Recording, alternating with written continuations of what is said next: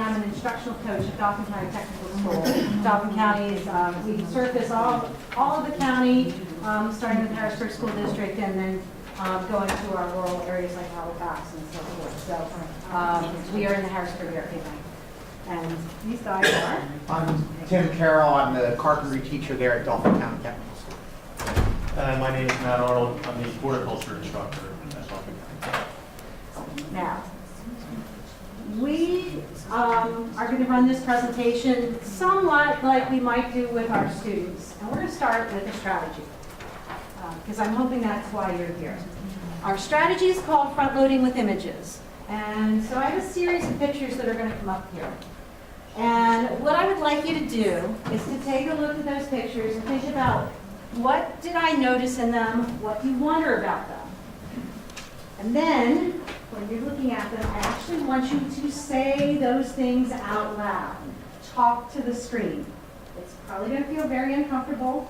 It'll be more uncomfortable for you, I'm sure, than the students. Okay? But just take a look at the image, and I hope it's big enough. What do you wonder? What do you notice?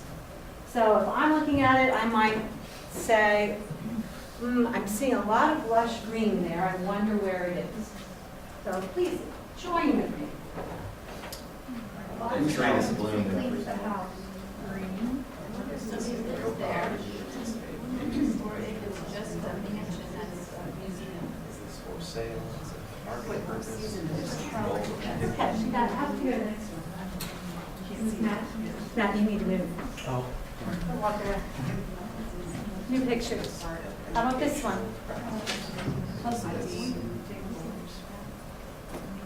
Interactive. Possibly trying to piece together something that needs to be. I'm going to move to the next one.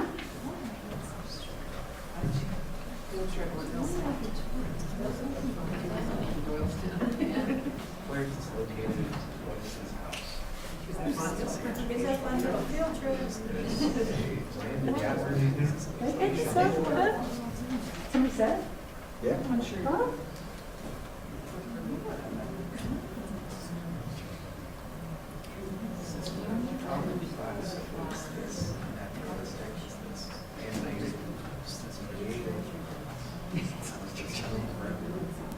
And the last one.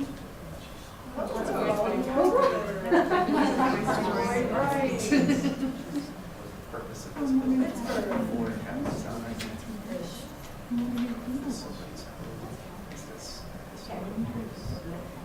So, this strategy, for those of you who were talking, I have a better idea of what you might be thinking about this presentation. So I have now done a formative assessment with you. When we have done this with students, and they're a little more closely packed, and like I said, kids don't mind doing this quite as much as adults do. We really got a feel for what they were thinking as we were looking at pictures. And we also had more related pictures with each other. So I would like you to turn and talk to a neighbor about this strategy. Can you think of a way you could use this front loading with images in your classrooms? Please turn and talk. Yeah, sure.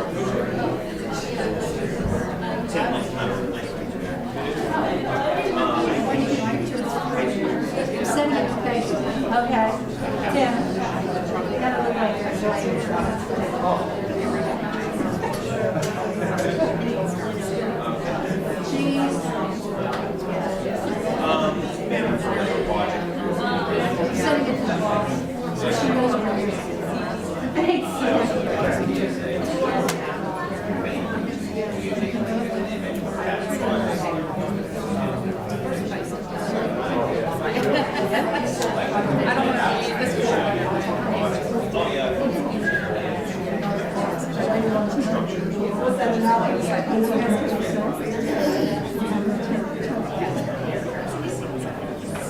So if you guys can bring your conversations to a close.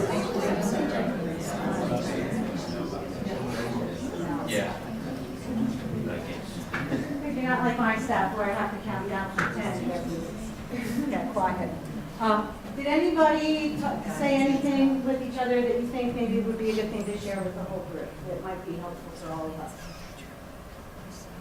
Not this time? I'm not going to pick up on I'll it. just discuss with my teammate, maybe for an introductory point of view on something, obviously, like you guys described. An introductory point of view. You can also use it after the fact a little bit and get an idea of what they know about the things that you're showing. And it can be anything. You saw that there were some kids doing some manipulatives in the one picture. So it can be pretty much anything. Okay. So our goals for this session. We would like to share some ways in which we've used literacy strategies and how they've been successfully implemented in 2 of our program areas at Dauphin County. We'd like to have you experience a few strategies, and I think we at least did one, and to allow you an opportunity to explore ways in which you can replicate some of them in your classrooms. So, and I'm going to turn this over to Matt. Okay, so some of the strategies, what I'm going to do is kind of walk you through why I'm doing what we do. With our program of study, number 904 is the students have to identify 100 trees, 100 plant materials used in the horticulture industry, 60 of which have to be trees and shrubs. I go way over and beyond what we have to do. I'd say that by the time the students are done, they're probably around the 500 mark with the different plants that they have to learn. We also do it because plant identification is on NOCTI, on the practical side. So they do have to identify plants. And then one of the standards that we use is determining the meaning of symbols with the words that they have to use, because they do have to know a lot of Latin with the scientific names.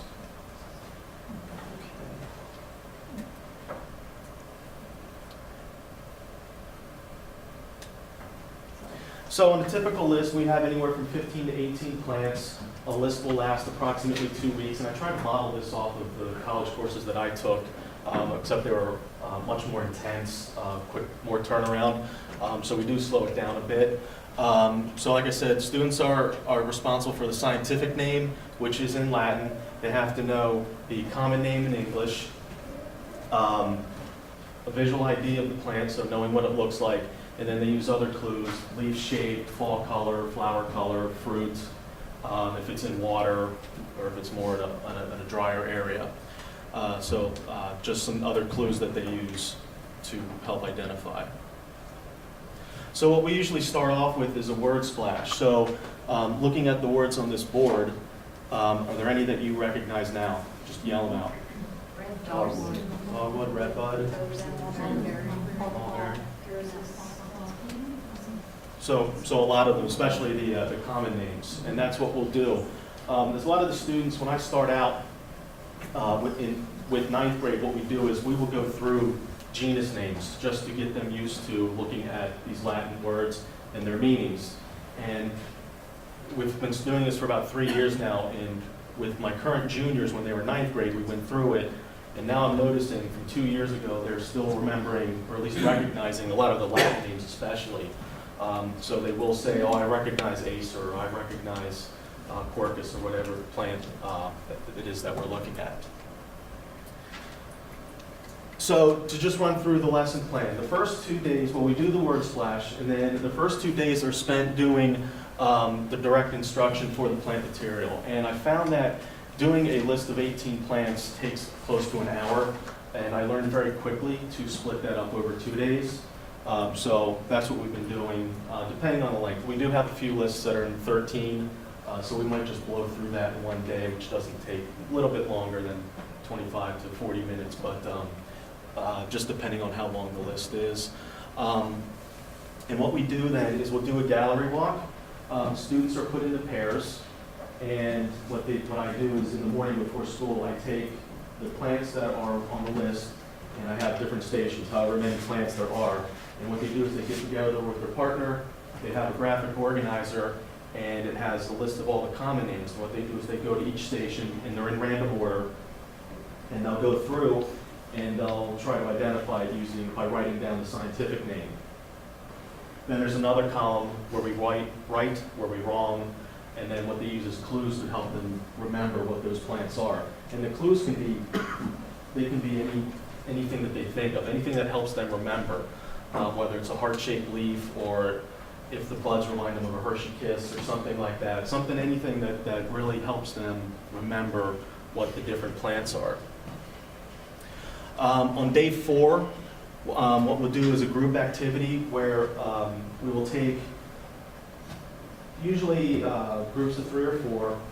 We'll have, again, we'll have pictures and the notes from the handouts that they get. And what they'll do is I have them all printed, laminated, and then I just mix them up. So I make different groups, like plants 1 to 3 are here, and 4 to 6 over here, and so on, for however many plants there are. And what they'll do is they'll go to each station and they start to pull apart the different plants. They'll get all the plants, pictures that are the same, then they look at the notes and they start moving in the Latin names, the common names, and then the identifying features that go with them.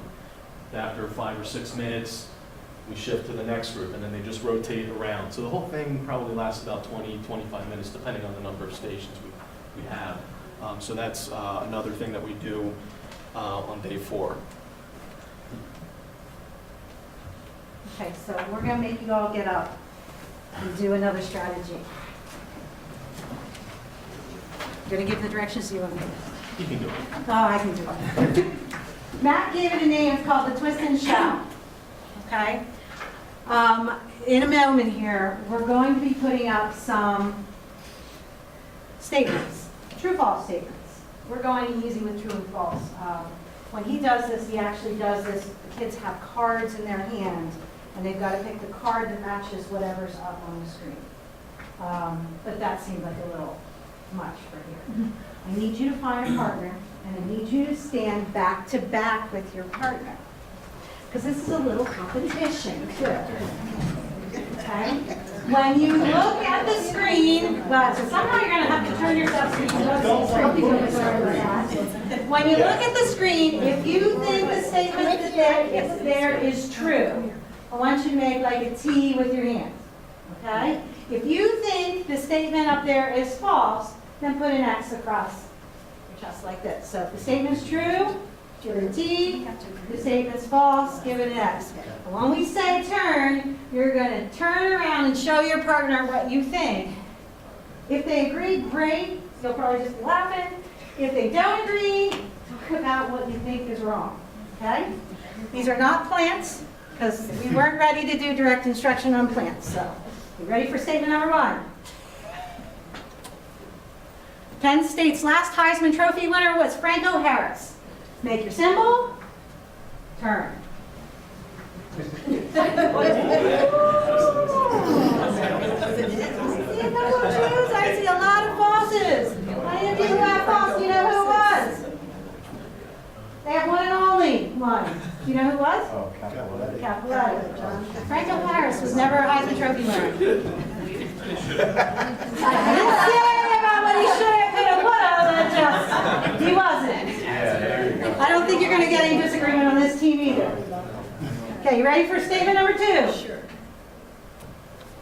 Penn State's football team is the current Big Ten champion. Turn. Oh, guess what? All the sweatshirts. They're last year's champions, so that's considered current champion. This year, but They all team all flush. yeah, but a Big Ten champion. They're the last Big Ten champions. Okay. Ready for number 3? Penn State's colors have always been blue and white. All right, turn. Well, what do you think? I'm seeing a both. Anybody know for sure? No? Yes? It has to be false, It is false. because you use the word always. They're original, Right? just like one of those kids, aren't you? Yes. Their original colors were, was it a bright pink? Pink and black. It was pink and black. And the pink faded to white, and the black kind of faded, and they said, let's forget trying to deal with this. We had statement number 4 that Matt and I agreed we just needed to take away. And that had to do with like their current ranking because we thought we might be rubbing salt in the wound. Yeah. So that's twist and shout. Kind of nice like for right after lunch because you got up and you moved a little bit, so it's nice for students for the same reason. Like I said, Matt has cards so that he literally could put a plant picture up here or a vocabulary word, and if they have the definitions in the hand or vice versa, just something a little different to get them moving and so forth. And I'm going to take this time. One of the reasons that Matt is having them go back and back and back and back at this vocabulary, the research shows that it takes like 7 to 10 connections with a vocabulary word to make it contained. So what he's just trying to do is let's look at different ways to get the kids continuing to look at that vocabulary and use that vocabulary. So that goes for any kind of vocabulary. What I do with the twist and shout also is, like I said, we have the pictures up and then they have the cards. And the first time I did it, if I had 17 plants, we did 17. Well, then they got smart and they just started laying them down on the desk. And then I got evil and I added another 5 or 6 that were repeats, so they couldn't do that. So they had to keep shuffling through the pack to find the answers. So He has those kids too. one step ahead. All right. So.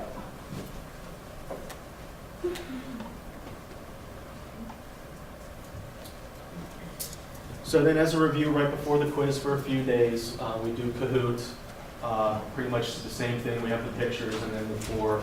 And if you've used it, you know how competitive that can get. So that's always fun to sit back and watch them argue. And then sometimes we will do some type of a summarizing. I will put up 2 random. I'll either put up the names, and they have to give me the common or the scientific, or it will be the pictures with the common. It's some type of variation. Again, that they're just repeating what we've been doing with this list. And then we finish up with the test at the end. There are some times where if we have extra time, I'll just do a general review. I do make other PowerPoints with just the plants, with no names, or I'll do PowerPoints with just the names, and they'll go through and we'll do round robins or some type of variation on that as well. So it just depends on how it goes. And then another strategy that we use are the square puzzles, where I'll make a 3x3 grid in Word, and then I put the plant names around each border within each square, and then with the matching. So I guess we have, 12, I think, that match, and then so they get cut up, so then you have 9 squares that they then have to manipulate and put the puzzle together in order for it to match. And again, for me to be really mean to them, I will put the same words around the border that wouldn't fit any other way, and so sometimes they really have to sit there and think till they can get it to match in a way that it works.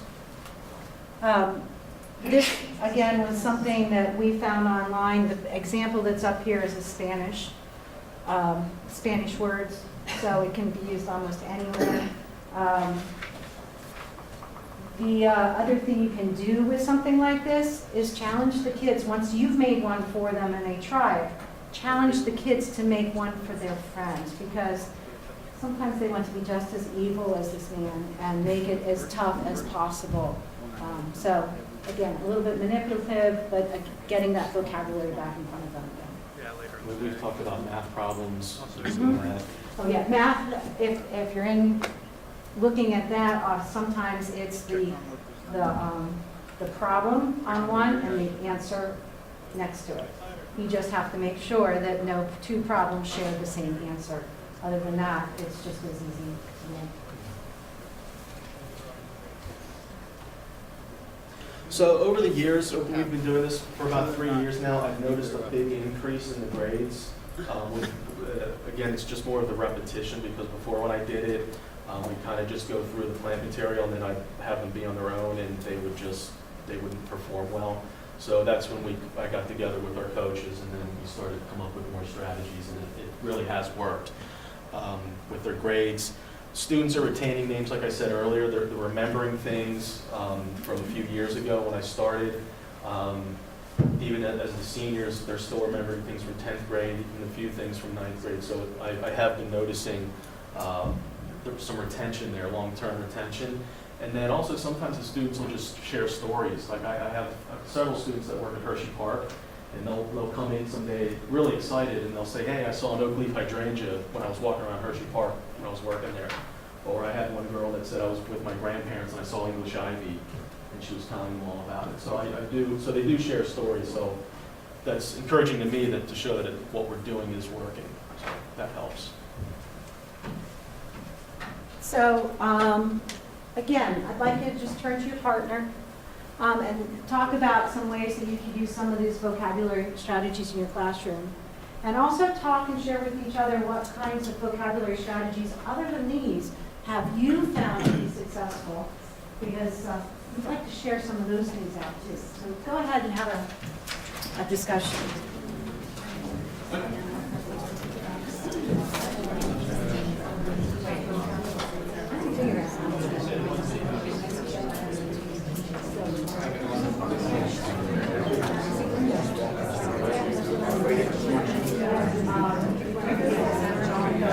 I'll go around.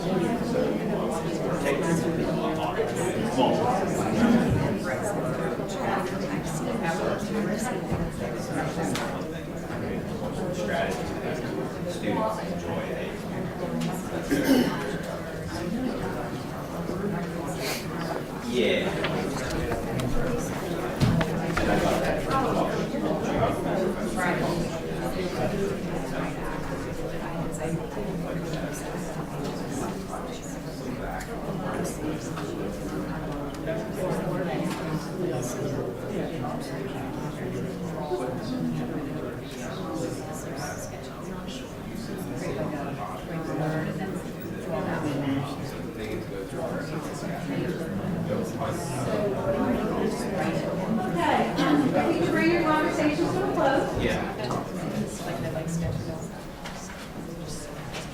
Really good. I don't have to count down. Hopefully you shared some strategies with each other. How about with the whole group? Anybody have any good tip? I do a snowball battle. We take a sheet of paper, we put the name on this side, the definition on this side, tear it in half, ball it up, and count to 3, and they held each other for about 2 minutes, no, about 30 seconds. Everybody's got to come out with 2. Open them up, find your partners. There's always 2 partners. So you have to know your word and your definition, and you got some steam off. That's good. Yeah. What else? Any others? I do a flash water game after they've worked at it and know some of the definitions. I'll put the words randomly all over the whiteboard and have 2 teams usually. One person from each team comes forward. You read the definition. They've got to swat the vocab word. They love it. Are the words written just once, or are there 2 sets of words? I've only written them once because sometimes there's quite a few words. But you go down through, and you can go down through it more than once. You know, you can repeat it and put them in different orders and whatnot. I'm just wondering if they like. But I definitely, I'll write them, you know, turn them sideways, you know, put them at an angle, just all over the board in different colors. Okay, there's another one here. Okay. We play the headband game a lot, so we put the term, one of the students put the term on their headband, they have to go in, and the kids have to tell the definition, they have to guess what it is. We can go watch them. Any others? One thing that a lot of our teachers are using is they have 3 columns. So the first column is the word, and then the second column is in their own words what it means. Third column is a picture of the word, but it's not a picture like an actual picture. It's something to help them remember. So, for example, pathologists, the student uses a tissue box because the tissue box, a pathologist studies tissues, so the tissue box helps them remember that a pathologist is someone who studies tissues. And a lot of the teachers are using that, so kids find it helpful. So getting some kind of a visual. Right. Any others? I have a vocab chart that kind of goes through the progression, but the end of it is when they get all done, I ask them to give me 3 hashtags. And when they see that vocab, what comes to their head right away? And then I'll read 3 hashtags for every vocab. Just hashtags. Yep, just something quick so when they see the vocab word, what they think, and it kind of helps them with it. I've heard of doing the Twitter response because you have to limit your words, but that's even more concise. I like that. Yeah. That's after they Right. highlight a word, All the other put in stuff. their own definition, then go through the right. Yeah. Gotta meet them where they're at, and hashtags are all about Yeah. these kids, so. Any others? You can use a triangle of truth. If you draw a triangle on a piece of paper, each point of the triangle gets 2 words, and it'll lead you what goes in the center. So, in the first point of the triangle, if I told you it was a Disney character with big ears that loves Minnie, what goes in the center of the triangle? Mickey. And so you can do that too. And you're limited to, you only use 2 words on each point. You can't make a big long sentence. So do you provide it for them, or do the students They make their own. You have to, formatively, you want to figure out how they tie words together so that it makes sense to them. Perfect, yes. Any others? Wonderful. I think we have some things to steal. Yeah. Okay. So we're going to kind of switch gears now. This is literacy strategies. And Tim and I have done some other things with kids besides vocabulary in terms of strategies or literacy that are a little bit different. So, Tim, do you want me to? Yeah, you take care of it. Okay. So I wrote to Tim in about 3-4 years ago. I came to him and said, hey, I found this math lesson that has to do with levers. And the idea was to take a look at levers in carpentry. And I'd really like to try that with your kids. And Tim doesn't deny me anything in terms of that. So we went and looked at it. Now, the lesson was built kind of on how tools work as levers. So how a hammer works as a lever, that kind of stuff. But he said, we've got cantilever construction. I'm like, oh, I've been to Falling Water. I know what that is. And so when we showed the kids that example of cantilever construction, they hadn't been there. They didn't even know what it was. No. So all of a sudden we said, okay, let's talk about a field trip. It's only a couple hours away from Harrisburg. And we started researching it. They do really nice discounts for school groups. And decided, hey, let's go there. And then I said, well, Tim, before we just take them, anybody going on a trip, if I'm going on a trip with my kids, I do research and I find out about the place that I'm going to. I read up on it so that I'm not wasting my time on the things that I don't want to do, and I can go see the things that I do want to. So we need to give them some advanced knowledge on Falling Water, and I think we should do it through some articles. So that's what we did. And we built some literacy lessons. So technically this is also a life skill. It's the idea of researching and preparing for your own personal travels. Within those field trips then, we had the literacy part of it, but then there's a benefit to the carpentry program. So, you want to go ahead? Let's do some remembering first. Some of you are young, some of you are older. Thank you. You're welcome. Remember elementary school. Remember elementary school. Now, I was in elementary school 6 years, not 7. 6, well, count kindergarten, 7. I don't remember lessons. I remember my teachers, and I know I learned stuff, but I really don't remember a lot of when I learned and what I learned, exactly when. But I remember field trips. I remember in 2nd grade, we visited the Rutter's Dairy Farm in York, Pennsylvania, and I learned the difference between a Guernsey cow and a Holstein cow, and I remember that.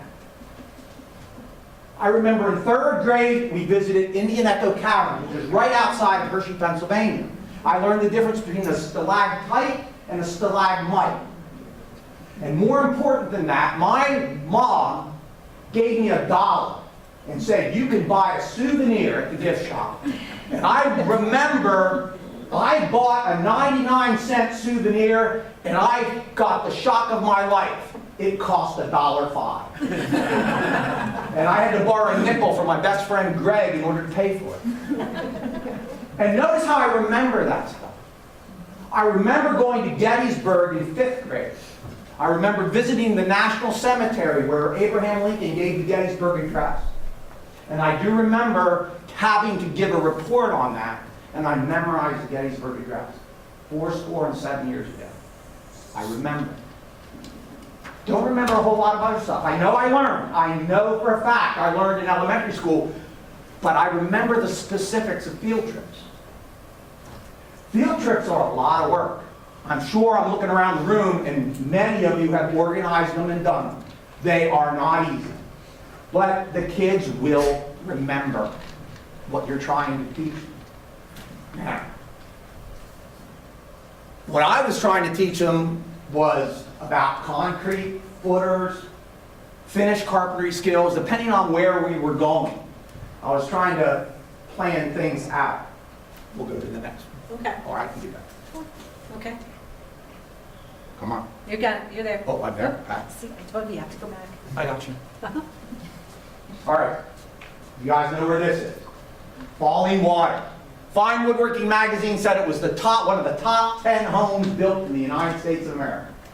And when we were going over levers and cantilever construction with Mrs. Diamond, we decided we would take our kids to Falling Water.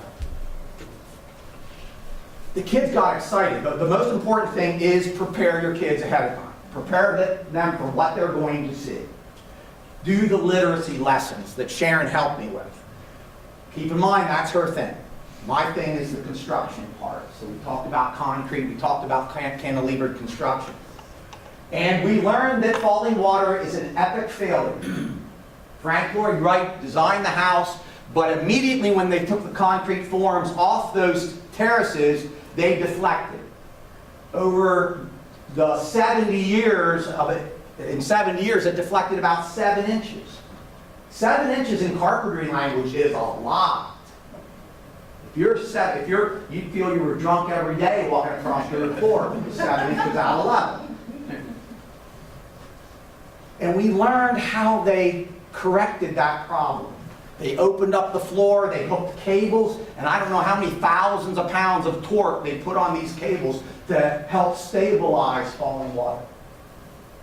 And then when the kids went to Falling Water, they asked super intelligent questions about what they were seeing. The guides that took us through were very impressed with my children, and I was very proud. I get proud of my kids. And there are other opportunities. The terraces, you can see the terraces. How many have been to Falling Water, by the way? Well worth the trip. And it's just in Mill Run, Pennsylvania. It's a local trip. The terraces have a little parapet wall around there. And I had some really big students, and they went up to the parapet wall and immediately took 5 steps back, because that parapet wall is only about 20 inches tall. They made it so low because the Kaufman family who owned it wanted to see the view. They didn't want a big wall in front of them. So they kept it low. And then it opens up the conversation for building codes and how in this day and age 34 inches is where we are. We're not down at 20 inches. That would totally fail code today. And then I had a 10th grade student who played varsity for the Harrisburg football team, and he played defensive line, Raymond. And he figured out that, you know what, these doors are really little and skinny. And he had to turn sideways to get in. And then again, we talked about building codes. This was built in the 30s. Nowadays, our doors are 36 inches wide. So it opens up so many conversations that you don't even realize when you do the research ahead of time. Ready to go to the next one? Yeah, I guess so. Okay. That, when we did the images at the beginning, the building with the red roof with the azaleas, notice I knew what they were. Azaleas. That was winter tour. How many have ever been to winter tour? Only one. I didn't know that was it, though. That is, the winter tour museum is amazing. You owe it to yourself to go. You really do. And take your kids. They have a great website. We got on the website and we went over what they were going to see when we went. They had an exhibit down there on soup tureens. Okay, my kids didn't even begin to know what a tureen was. But when we did go, that's one of the things they wanted to see. Where's the soup tureen collection? And then they were running all around. They have period rooms there, and you can see the one on the left. That's a Georgian room. Henry Francis DuPont collected antiques, but it wasn't just the furniture. He collected the rooms. This room is actually a room from a house. They dismantled the house, they brought the entire walls in, and they rebuilt it in his house. And there's not just one period room, there's dozens. Dozens. And they take you back in time. You start at more, this was the most modern? This was one of the more modern. And then you went back in time until you were like in a colonial kitchen, single room kind of thing. It's fascinating. But again, it just isn't the furnishings, or they didn't make just the room look like the room. It was the original room. And he paid to have that happen.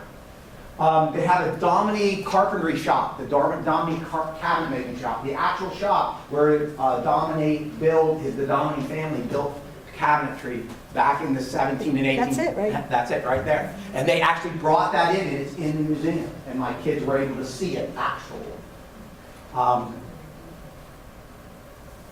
And then, when we set up that trip, when I said, I have a carpentry program, my kids are really into anything about carpentry and woodworking, they took us down to the basement where nobody goes. And they had a young college girl, well, he was probably a graduate student. She had a little Q-tip and she's cleaning a piece of furniture. And my kids were talking to her and they said, how long have you been working on this? She said, about 3 months. She's cleaning it so delicately because they didn't want to damage it. Now she said she only worked about 5 hours a day, 3 days a week. So it wasn't quite as bad. But my kids were fascinated with that. They were reconstructing an entryway to a building in the one basement, and they had all the carpentry tools that we have at my shop there. So my kids were able to see, wow, look at this. And I had one young lady, Zaya Duffy, her goal right now is to be a museum conservator. From that trip, she said she got so excited because her favorite academic subject is history, and she loves carpentry, and now that's where her mind is heading, even though that's going to require a master's degree. God bless her. Couldn't even imagine it. Next one? Yeah, we'll go to the next one. This is the one we did last year, and I heard somebody say Fonthill Castle. Who said that? Very good. Who has been to Fonthill? That was a surprise. You live in Doylestown? Very good. That's in Doylestown, Pennsylvania. This was a little bit of a surprise.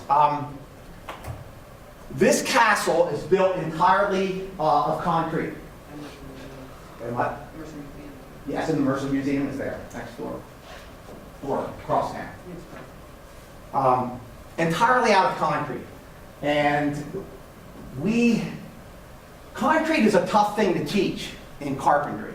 And it's not so much the theory of it, and you can show them a video, but what do you do with it when you're done with it? you know, you have to break it up and throw it away. It's not like when I teach framing, we usually build sheds that we can actually then sell and recycle our money a little bit. If you're doing a smaller project, we might be able, like a bookcase or something, you can use it at the school. But concrete, it's hard. If you don't have any sidewalks that need poured, what are you going to do with it? So this helped me teach that theory. Before we went there, we got on their museum website. They had an online exhibit. Yeah, I'll show They you called it the- an online exhibit. And I want to tell you, that was really good. And the kids were able to go through that exhibit and learn about Fonthill Castle, learn about Mercer, who was a really strange character. And then when they went there, they were prepared for what they saw. And again, they asked very good questions when they got there. And again, talk about building codes. We had a little spiral staircase that we had to go up. And by this time, Raymond, it was now a senior, and he weighed about 300 pounds, a starting lineman for the Harrisburg Cougars, who came in second in the state last year in Quad Ed. And he got up that little winding staircase all the way to the top, and that picture on the right-hand side there is a picture from the top of Fonthill Castle. Yeah, He was able to get there. I had to turn sideways to go through. Yeah. That's how small these spaces were. But Raymond got through. He's tough. And the way Mercer designed Fonthill, he designed the rooms separately, and then he made clay blocks of the rooms, and then he arranged them in the design that would work. And then in order to connect them, he sort of just cut a hole and put in a stair or put in a door. It's really crazy, but it is a very interesting house to go see. So that was very worthwhile. This is for next year. What we were thinking about for this year coming up. The kids it also generates excitement because right now my kids are asking, what trip are we going to take this spring? Because we do these in April when the weather's starting to get just a little bit nicer. They've had cabin fever all winter, and now they're ready to go.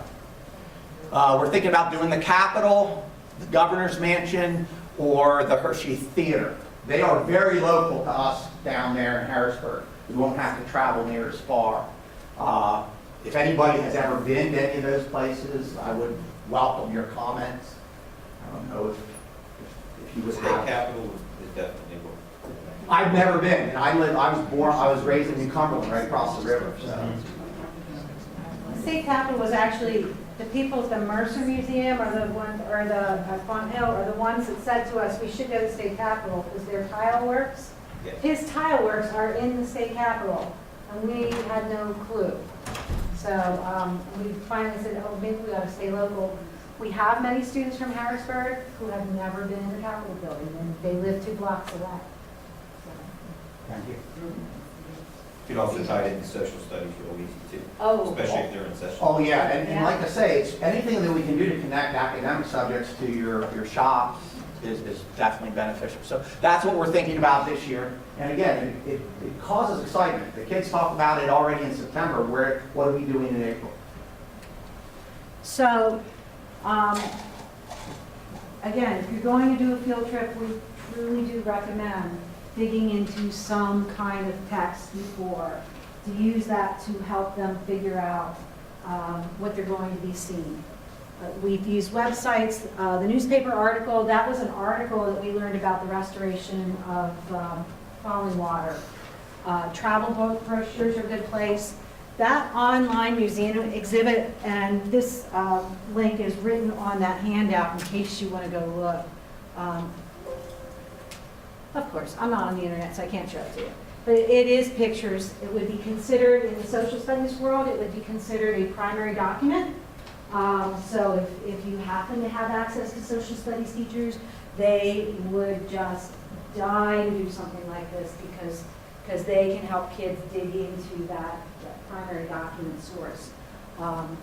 That's how we learned about how they put Fonthill together. I'm going to say when we walked in, they were pointing out these columns and they were talking about how Mercer did like experiments in his basement to figure out how to make this concrete work. And you could see in the one that you could see the barrel shapes where he used barrels as forms for the columns. And then he quickly got rid of that idea because he had to destroy the barrels, of course, to get the forms off. But we looked at that and the kids turned to me and go, that was in that one picture. Now I am going to understand the picture. So it was making those kinds of connections.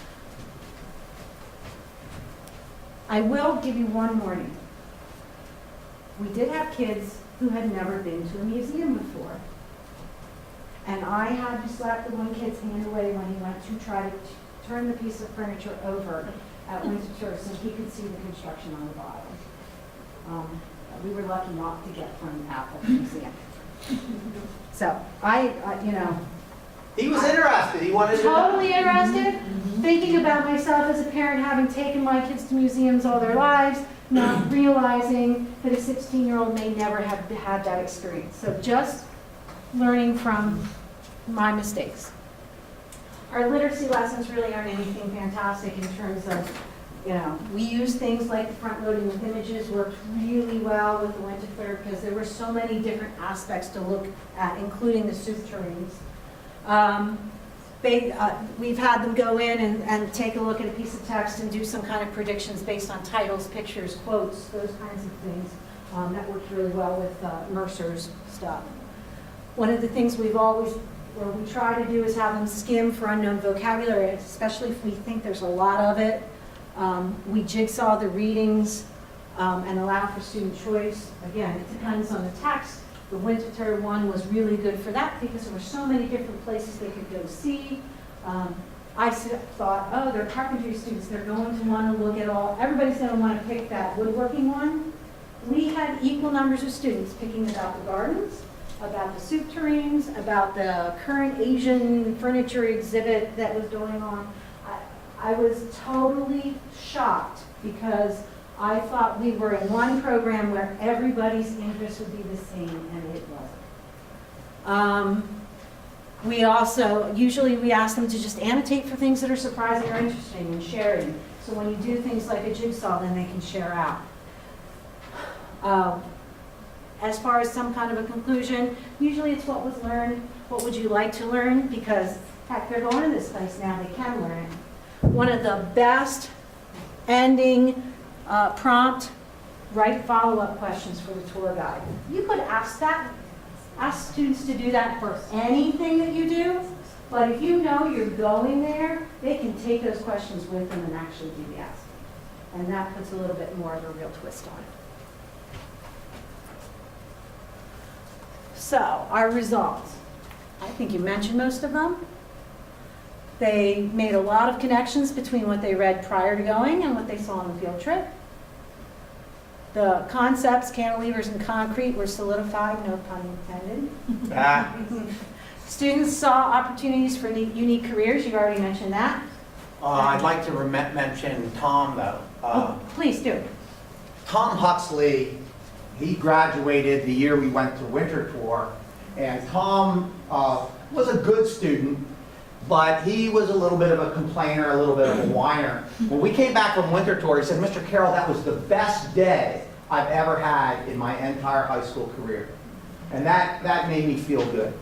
And his big thing was the gardens, the ornamental gardens. And within a month after that, he had a job at Black Landscaping, and he's doing hardscaping and landscaping work right now. So it's carpentry related, but he sort of found his niche through this trip to Winter Tour. Well, and I was going into his classroom and helping with the literacy lessons, and he told me he was a griper, and I'm like, I didn't see that, because from the very first picture I put up of the full in bloom azalea, I had him hooked, and he was ready to read anything to me.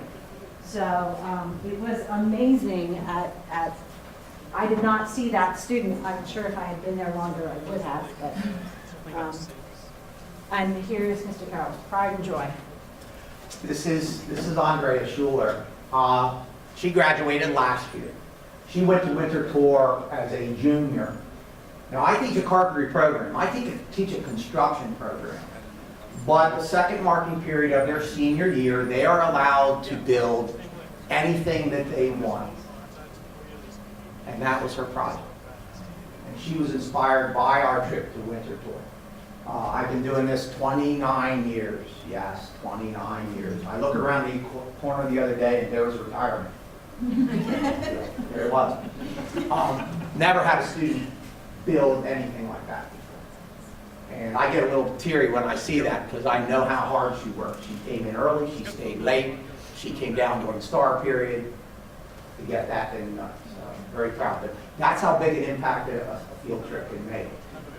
Hard work, absolutely. Well worth it, absolutely. So, take a moment, talk amongst yourself. How could you use a literacy lesson to prepare students for any kind of an upcoming event? I mean, has anything been kind of rolling around in your head? Turn to a partner and talk to me.